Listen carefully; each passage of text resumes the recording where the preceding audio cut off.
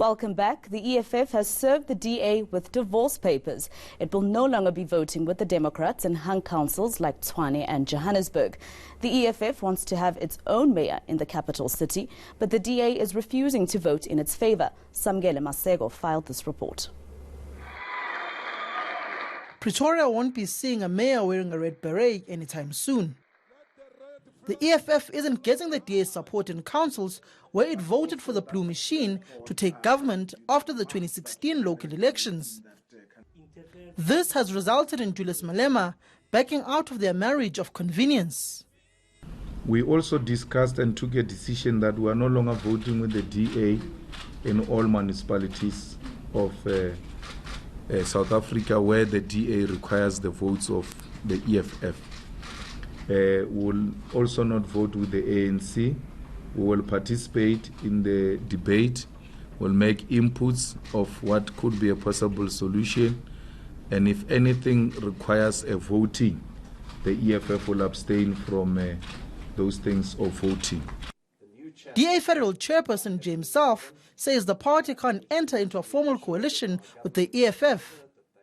We had conversations earlier last month at which the EFF asked to become full members of the coalition with the DA. We believe that that would have been problematic since there are too many areas of divergence between their party and ours, and we regretfully turned it down, and they warned that if we turned it down, that would be the consequence. He says the EFF has threatened to take its votes away from the DA in all hung councils. South also says the DA can't give EFF the Tshwane mayorship because the Red Berets don't have a majority of seats. Meanwhile, the EFF says the coalition government with the DA is the reason Tshwane is in the red, with the Auditor General falling short of saying the metro must be put under administration. Samgele Masego, Johannesburg. Julius Malema is planning to take his fight to the Constitutional Court. The North Gauteng High Court dismissed his court bid challenging the constitutionality of the Riotous Assemblies Act. However, the court did declare Section 18(2)(b) unconstitutional and has referred the issue to the Constitutional Court. Malema says he will use that to continue his fight. We are appealing directly to the Constitutional Court because by referring the Section 18(2)(b) for confirmation by the Constitutional Court, we have one leg inside the Constitutional Court.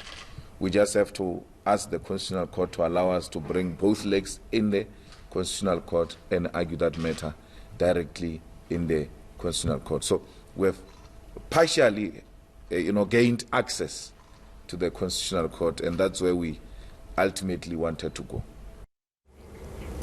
New Justice Minister Ronald Lamola says his department is bolstering efforts to fight crime and corruption. It's found 37 million rand in its budget to fund the new investigative directorate within the National Prosecuting Authority. The Special Investigating Unit is also receiving the necessary support to claw back money looted from the state. Lindsay Dentlinger has more. He's made an address before Parliament's newly established Justice and Correctional Services Committee. Ronald Lamola says two key appointments at the NPA give him renewed hope in the fight against corruption. They are Shamila Batoy as NPA head and Hermione Grenier to lead the investigative directorate. In particular, the investigative directorate will pursue all matters that emanate from the commissions of inquiries, namely the SARS Commission of Inquiry, the PIC Commission of Inquiry, and the Commission of Inquiry into allegations of state capture. Regulations for a special tribunal of the Special Investigating Unit will also be published soon to recoup money looted from the state. But there are constraints, namely resources and a moratorium on appointments. The NPA has a 20% vacancy rate. So within the department, we had to look at creative ways of how do we help the NPA at this current conjuncture. And one of the things was to look at some of the interventions that must help them to find some money to deal with the current Special Investigating Unit. If I'm not mistaken, it's about 87 million that they've been able to find before the next medium-term budget speech because they can't wait. Lamola is also currently having to consider around 300 parole applications. He says the 37% overcrowding in prisons is a challenge to providing a safe and secure environment for the country's more than 162,000 inmates. Lindsay Dentlinger, Parliament. It may have shocked South Africa to its core, but no action was ever taken to prevent another Gupta Gate. That's the evidence of a former Justice Director General at the State Capture Inquiry. In 2013, the Gupta family managed to land a plane filled with wedding guests at Waterkloof Air Force Base. Reporter Michael Apple has more. When Gupta Gate happened, there was outrage. Government vowed heads would roll. Nonkululeko Sindane is the former Director General in the Justice Department. She was also the convener of the team tasked with compiling a report on the national embarrassment. Fingers were pointed at the Chief of State Protocol, Bruce Kolwane, and senior Air Force official, Christine Anderson. The report found Ambassador Kolwane and Lieutenant Colonel Anderson, in facilitating this landing,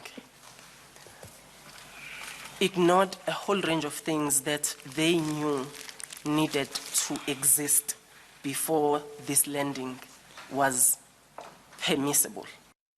The report states Kolwane tried to justify using the Air Force Base by saying 4 to 5 ministers would be on board the flight.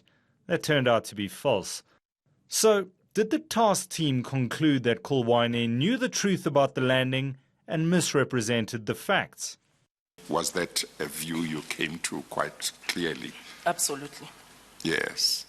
In an audio recording, Kolwane kept referring to being under pressure from number one to allow the Gupta entourage to land at Waterkloof.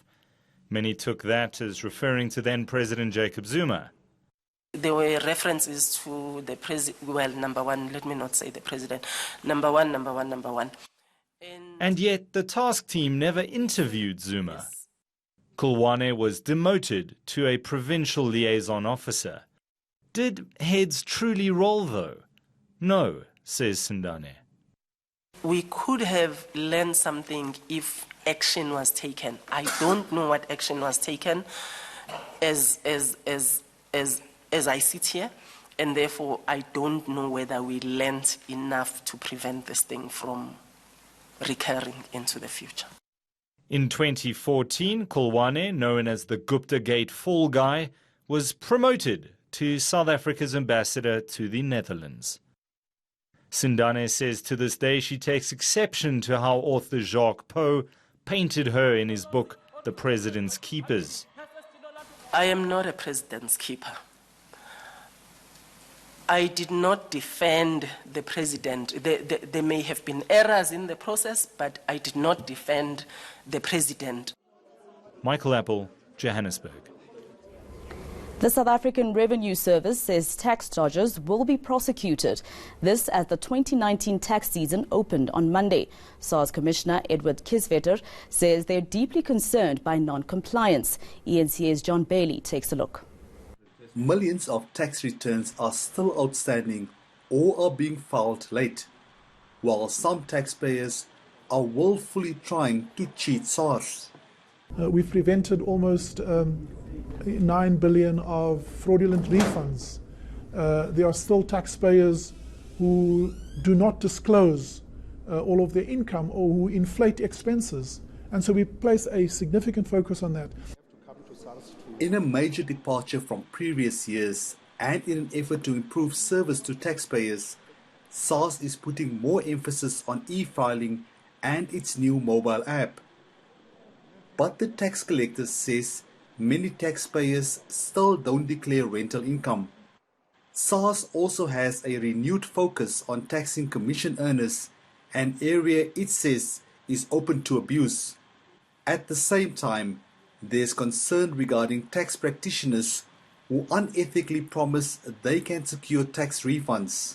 We work very closely with the South African Police Force, with the other investigative agencies like the SIU, the Hawks, and also we're about to sign a memorandum of understanding with the National Prosecuting Authority so that we can in fact work diligently in a focused manner to swiftly bring to book those who have willfully taken part either in the state capture project or in their own way try to create a false economy around which they then unfairly benefit. SARS has set itself an ambitious revenue target of collecting more than 1.4 trillion rand for the 2019-2020 tax year. John Bailey, Pretoria. The Springboks are under a lot of pressure. ENCA sits down with the Boks ahead of the Rugby World Cup.